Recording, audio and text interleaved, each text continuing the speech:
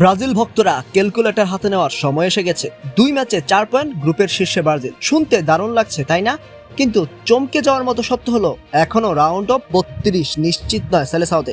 স্কটল্যান্ডের বিপক্ষে শেষ ম্যাচের আগে ব্রাজিলকে ঘিরে তৈরি হয়েছে একাধিক সমীকরণ, আর সেই সমীকরণ না মিললে 1966 সালের পর প্রথমবারের মতো গ্রুপ পর্ব থেকে বিদায়ের সংখ্যাও থাকছে।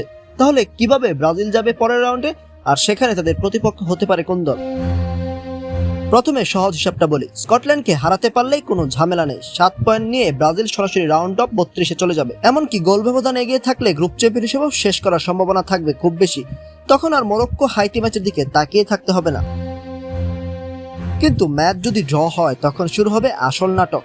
ব্রাজিলের পয়েন্ট হবে 5, সেক্ষেত্রে মরক্কো যদি হাইতির সঙ্গে ড্র করে গোল ব্যবধান এগিয়ে থেকে ব্রাজিল গ্রুপের শীর্ষ দল হিসেবে শেষ 32 উঠবে। আর যদি মরক্কো জিতে যায় তাহলে মরক্কো হবে গ্রুপ চ্যাম্পিয়ন, ব্রাজিল যাবে দ্বিতীয় দল হিসেবে, তবুও রাউন্ড অফ 32 নিশ্চিত।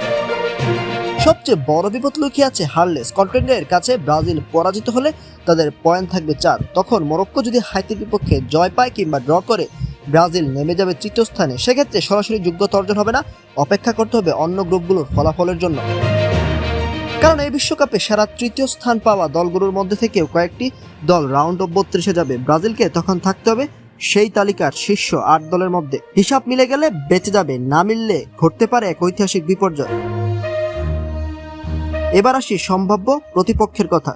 ব্রাজিল যদি গ্রুপ সি এর প্রথম রাউন্ড হয়ে রাউন্ড 32-এ উঠে তাহলে তাদের প্রতিপক্ষ হবে গ্রুপ এফ এর দ্বিতীয় স্থানধারী দল। বর্তমান সমীকরণ অনুযায়ী সম্ভাব্য প্রতিপক্ষ হতে পারে জাপান বা নেদারল্যান্ড। আর যদি ব্রাজিল দ্বিতীয় হয়ে ওঠে তাহলে খেলতে হবে গ্রুপ এফ এর চ্যাম্পিয়ন দলের বিপক্ষে। সেক্ষেত্রেও সম্ভাব্য প্রতিপক্ষ নেদারল্যান্ড বা জাপান হওয়ার সম্ভাবনা বেশি।